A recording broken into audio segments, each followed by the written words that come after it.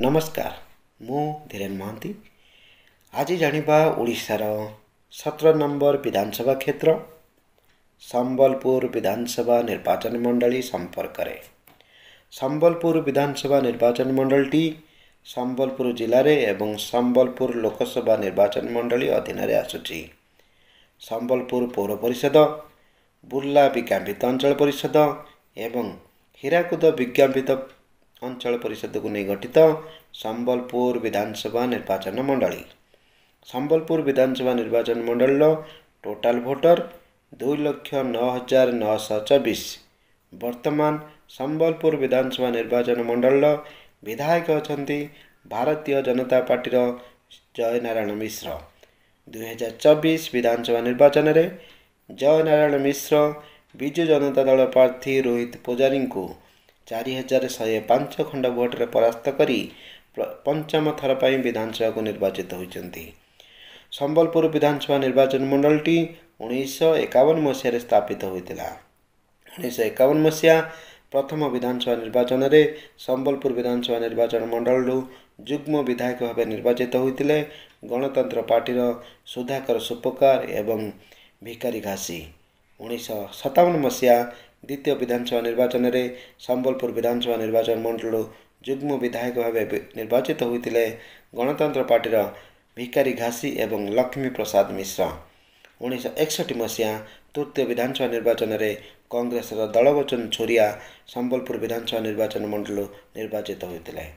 1967 मसीहा विधानसभा निर्वाचन में बलराम बाबू संबलपुर विधानसभा निर्वाचन कांग्रेस टिकेट रे विजय लाभ करते। 1971 मसीहा एवं 1977 मसीहा विधानसभा निर्वाचन में कांग्रेस श्री वल्लभ पाणिग्राही संबलपुर विधानसभा निर्वाचन मंडल निर्वाचित होते।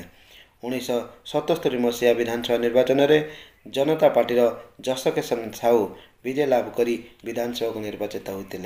1980 मसीहा विधानसभा निर्वाचन में कांग्रेस सुधाकर सुपकार द्वितीय थर विधानसभा को निर्वाचित होते।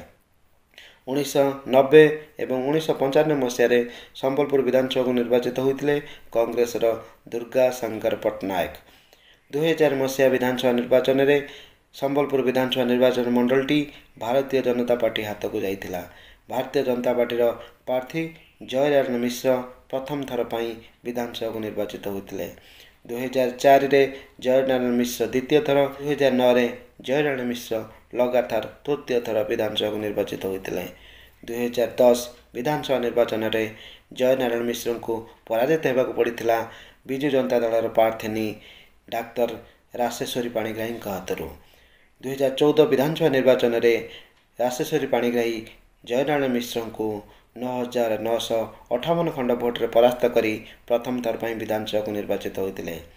2019 विधानसभा निर्वाचन में जय नारायण मिश्र विजु जनता दल प्रार्थी राशेश्वर पाणिग्राही को 4,380 खंड भोट्रे परास्त करी चतुर्थ थर पर विधानसभा को निर्वाचित होते।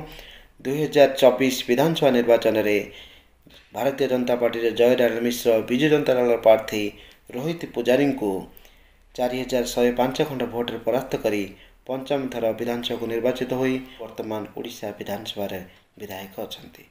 नमस्कार।